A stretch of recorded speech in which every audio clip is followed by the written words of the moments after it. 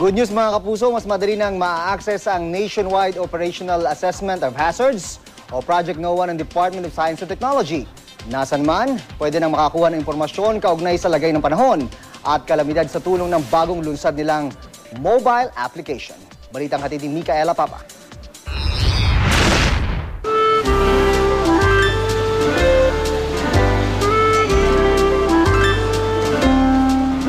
Pilipinas ang sinasabing may pinakamahabang selebrasyon ng Pasko dahil Setyembre pa lang in the Christmas spirit na ang ating mga kababayan. Pero paano kaya mararamdaman ang simoy ng Pasko kung hanggang ngayon mainit at maalinsangang panahon pa rin ang iniinda? Ayon sa Pag-asa, ito ay dahil nasa transition period pa tayo ng hanging habagat at hanging amihan.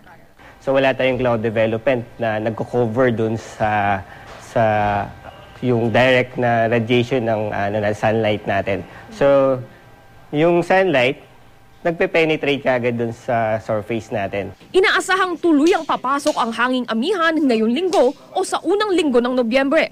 Pero anuman ang lagay ng panahon, may bago ng kasangga ang mga Pilipino. Ang Project NOAA app na kamakailan inilunsad para sa Android phones at tablets. Nasaan ka man ay mapaghahandaan mo na ang hamon ng panahon dahil nasa kamay mo lang ang iba't ibang datos tulad ng level ng tubig sa mga ilog. And then probability of rain. Pati na ang posibilidad at bigat ng pag-ulan sa iba't ibang bahagi ng bansa mula sa 200 weather stations, Doppler radars at satellite imaging ng Pag-asa. Aside from being a weather app, disaster preparedness app siya. Parang ganon. So, punta ka lang sa Play Store, click, and then pwede mong i-search yung Project NOAA app. So, ayan, Project NOAA.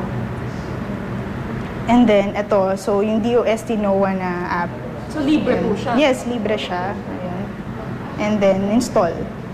So, madalas kapag itong light blue na color, nasa maliit lang siya, 0 to 2.5 millimeters of rain per hour.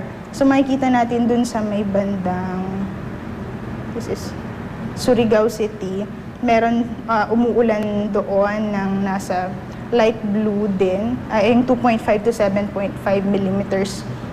Isang magandang feature nitong Project NOAA app ay matutukoy mo yung lagay ng panahon sa isang specific na lugar o di kaya address. So halimbawa, gusto kong malaman yung lagay ng panahon sa GMA Network Center. Ang gagawin ko lang ay pipindutin ko lang to, tapos itatype ko lang yung address.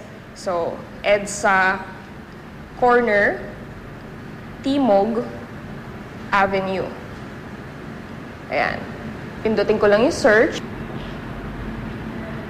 Oh, ayan, nahanap na niya agad yung location ng GMA.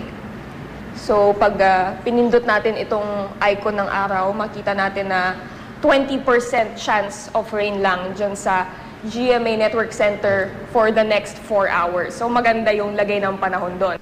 Ayon sa pamunuan ng Project NOAA, hindi lamang ito isang weather forecast app, kundi isang disaster preparedness app.